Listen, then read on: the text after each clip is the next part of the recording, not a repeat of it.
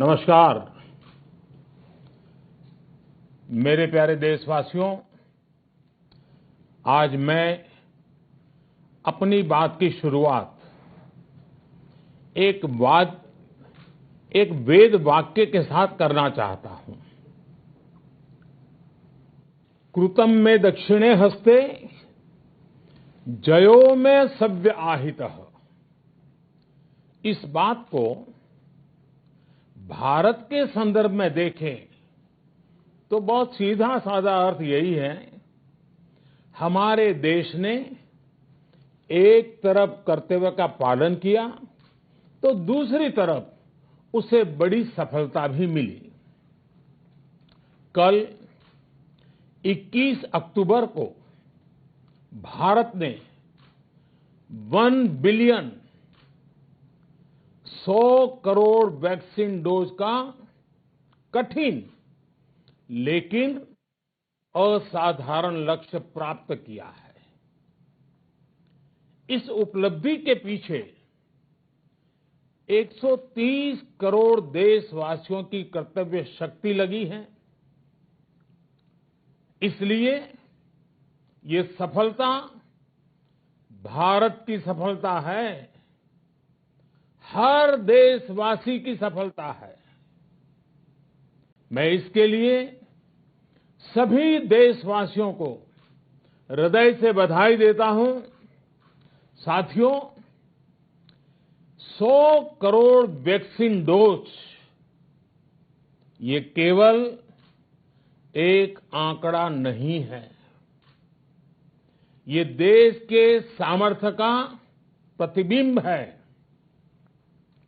इतिहास के नए अध्याय की रचना है। ये उस नए भारत की तस्वीर है जो कठिन लक्ष्य निर्धारित कर उन्हें हासिल करना जानता है। ये उस नए भारत की तस्वीर है जो अपने संकल्पों की सिद्धि के लिए परिश्रम की पराकाष्ठा करता है।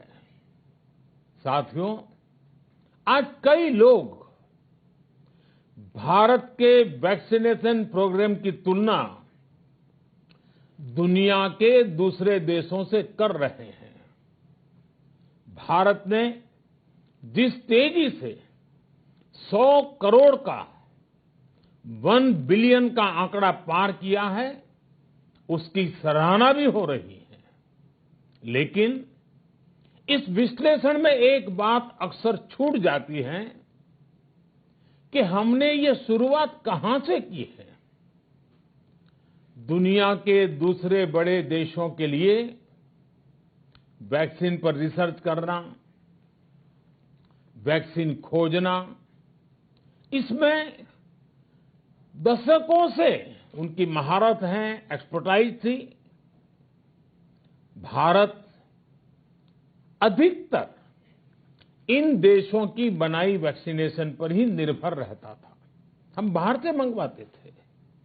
इसी वजह से जब 100 साल की सबसे बड़ी महामारी आई तो भारत पर सवाल उठने लगे, क्या भारत इस वैश्विक महामारी से लड़ पाएगा? भारत दूसरे देशों से इतनी वैक्सीन खरीदने का पैसा कहां से लाएगा? भारत को वैक्सीन कब मिलेगी? भारत के लोगों को वैक्सीन मिलेगी भी या नहीं? क्या भारत इतने लोगों को टीका लगा पाएगा कि महामारी को फैलने से रोक सके? भांति भांति के सवाल थे। लेकिन आज ये 100 करोड़ वैक्सीन डोज हर सवाल का जवाब दे रहा है। भारत ने अपने नागरिकों को 100 करोड़ वैक्सीन डोज लगाई हैं और वो भी मुफ्त, बिना पैसा लिए।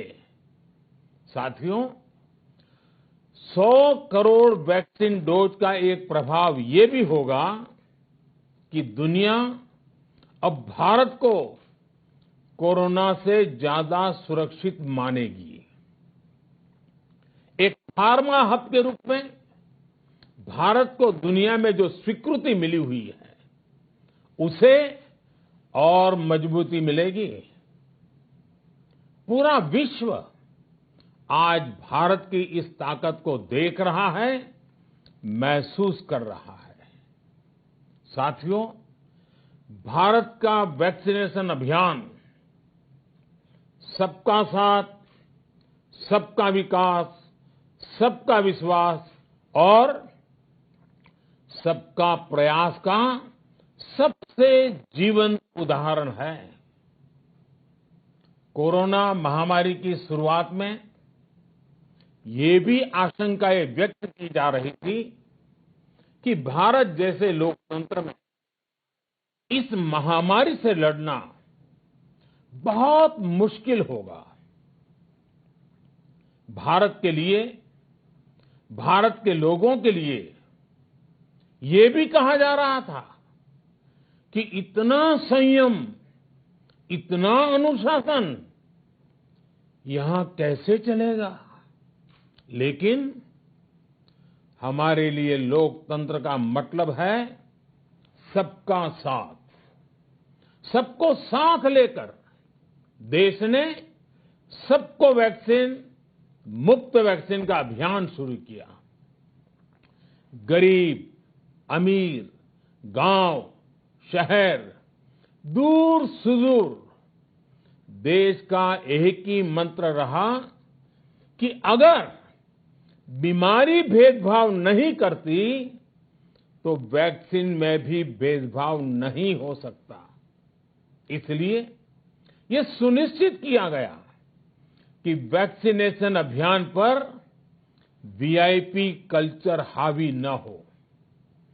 कोई कितने ही बड़े पद पर क्यों न रहा हो, कितना ही धनी क्यों न रहा हो, उसे वैक्सीन सामान्य नागरिकों की तरह ही मिलेगी। साथियों, हमारे देश के लिए ये भी कहा जा रहा था कि यहां ज्यादातर लोग टीका लगवाने के लिए आएंगे ही नहीं। दुनिया के कई बड़े विकसित देशों में आज भी वैक्सीन हेजिटेंसी एक बड़ी चुनौती बन गई है। लेकिन भारत के लोगों ने 100 करोड़ वैक्सीन डोज लेकर ऐसे लोगों को निरुत्तर कर दिया है। साथियों, किसी अभियान में जब सबका प्रयास जुड़ जाता है तो परिणाम अद्भुत ही होते हैं। हमने महामारी के खिलाफ देश की लड़ाई में जन भागीदारी को अपनी पहली ताकत बनाया। फर्स्ट लाइन ऑफ डिफेंस बनाया। देश ने अपनी एकजुटता को ऊर्जा देने के लिए ताली, थाली बजाई, दिए जलाए। तब कुछ लोगों ने कहा था कि क्या इससे बीमारी भाग जाएगी? लेकिन हम सभी को उसमें देश की एकता दिखी, सामूहिक शक्ति का जागरण दिखा। इसी ताकत ने कोविड वैक्सीनेशन में आज देश को इतने कम समय में 100 करोड़ तक पहुंचाया है। कितनी ही बार हमारे देश ने एक दिन में 1 करोड़ टीकाकरण का आंकड़ा पार किया है। ये बहुत बड़ा सामर्थ्य है, प्रबंध कौशल है, टेक्नोलॉजी का बेहतरीन इस्तेमाल है, जो आज बड़े बड़े देशों के पास भी नहीं है। साथियों, भारत का पूरा वैक्सीनेशन प्रोग्राम विज्ञान की कोख में जन्मा है, वैज्ञानिक आधारों पर पनपा है और वैज्ञानिक तरीकों से चारों दिशाओं में पहुंचा है। हम सभी के लिए गर्व करने की बात है कि भारत का पूरा vaccination programme science born, science driven और साइंस बेस्ड रहा है। वैक्सीन बनने से पहले और वैक्सीन लगने तक इस पूरे अभियान में हर जगह साइंस और साइंटिफिक अप्रोच शामिल रही है। हमारे सामने चुनौती मैन्युफैक्चरिंग को लेकर भी थी, प्रोडक्शन को स्केल अप करने की भी थी। इतना बड़ा देश, इतनी बड़ी आबादी, उसके बाद अलग अलग राज्यों में, दूर दराज इलाकों में समय से वैक्सीन पहुंचाना, ये भी किसी भागीरथ कार्य से कम नहीं था। लेकिन वैज्ञानिक तौर तरीकों और नए नए इनोवेशन से देश ने इस चुनौतियों के समाधान तलाशे और असाधारण स्पीड से संसाधनों को बढ़ाया गया। किस राज्य को कितनी वैक्सीन कब मिलनी चाहिए, किस इलाके में कितनी वैक्सीन पहुंचनी चाहिए, इसके लिए भी वैज्ञानिक फॉर्मूले के तहत काम हुआ। हमारे देश ने कोविन प्लेटफॉर्म की जो व्यवस्था बनाई है, वो भी विश्व में आकर्षण का केंद्र है। भारत में बने कोविन प्लेटफॉर्म ने न केवल आम लोगों को सहूलियत दी, बल्कि हमारे मेडिकल स्टाफ के काम को भी आसान बनाया। साथियों, आज चारों तरफ एक विश्वास है, उत्साह है, उमंग है। समाज से लेकर इकोनॉमी, हम हर तबके पर देखें, ऑप्टिमिज्म, ऑप्टिमिज्म, ऑप्टिमिज्म ही नजर आता है। एक्सपर्ट्स और देश विदेश की अनेक एजेंसीज भारत की अर्थव्यवस्था को लेकर बहुत सकारात्मक है। आज भारतीय कंपनियों में न सिर्फ रिकॉर्ड इन्वेस्टमेंट आ रहा है, बल्कि युवाओं के लिए रोजगार के नए अवसर भी बन रहे हैं। स्टार्टअप्स में रिकॉर्ड इन्वेस्टमेंट के साथ ही रिकॉर्ड स्टार्टअप्स यूनिकॉर्न बन रहे हैं। हाउसिंग सेक्टर में भी नई ऊर्जा दिख रही है। पिछले महीनों में किए गए कई सारे रिफॉर्म्स, कई सारे इनिशिएटिव, गति शक्ति से लेकर नई ड्रोन पॉलिसी तक भारत की अर्थव्यवस्था को और तेजी से आगे बढ़ाने में बड़ी भूमिका निभाएंगे। कोरोना काल में कृषि क्षेत्र ने हमारी अर्थव्यवस्था को मजबूती से संभाले रखा। आज रिकॉर्ड लेवल पर अनाज की सरकारी खरीद हो रही है। किसानों के बैंक खातों में सीधे पैसे जा रहे हैं। वैक्सीन के बढ़ते हुए कवरेज के साथ साथ आर्थिक सामाजिक गतिविधियां हो, खेल जगत हो, टूरिज्म हो, एंटरटेनमेंट हो, सब तरफ सकारात्मक गतिविधियां तेज हो रही हैं। आने वाले त्योहारों का मौसम इसे और गति देगा और शक्ति देगा। साथियों, एक जमाना था जब मेड इन ये कंट्री, मेड इन वो कंट्री, इसी का बोलबाला था, बहुत क्रेज हुआ करता था। लेकिन आज हर देशवासी ये साक्षात अनुभव कर रहा है कि मेड इन इंडिया की ताकत बहुत बड़ी होती है।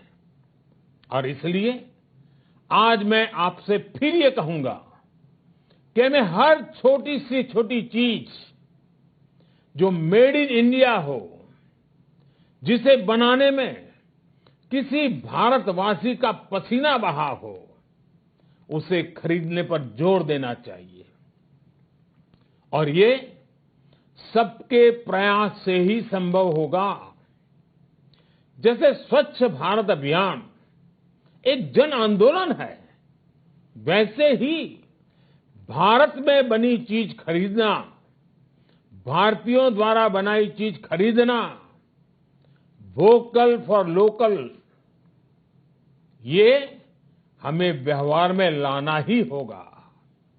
और मुझे विश्वास है, सबके प्रयास से मुझे विश्वास है भी करके रहेंगे। आप याद करिए, पिछली दिवाली हर किसी के मन मस्तिष्क में एक तनाव था, लेकिन इस दिवाली 100 करोड़ वैक्सीन डोज के कारण एक विश्वास का भाव है।